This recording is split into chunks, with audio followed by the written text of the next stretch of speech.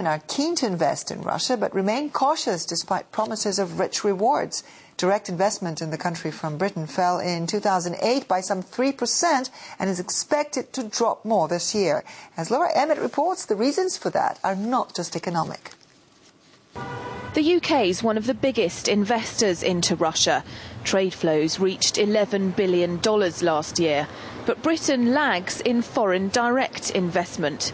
Shadow Energy Minister Charles Hendry says that's Britain's fault. I think that there has been a failure in Britain to distinguish between the politics and business. There are fantastic opportunities for British companies there.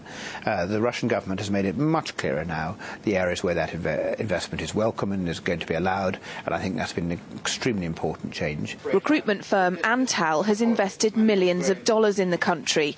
It says British worries are a matter of perception, not concrete problems. And I'll always advise people, yes, take the risk. There are risks, clearly, but it's a no pain, no gain scenario. You can invest if you do it wisely and with the right partners. The 2014 Winter Olympics in Sochi are a huge opportunity.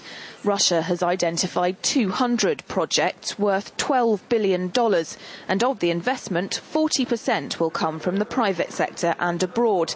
However, Peter Bishop of the London Chamber of Commerce says there's a legal problem for companies wanting to do business.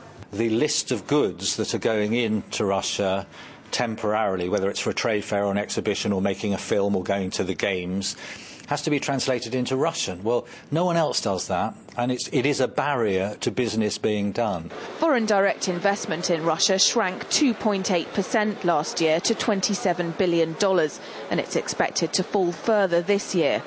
The government has simplified the laws on FDI, but potential British investors think more could be done. Here at the London Chamber of Commerce, attitudes towards Russia are positive, with local businessmen keen on the idea of investing in Russia.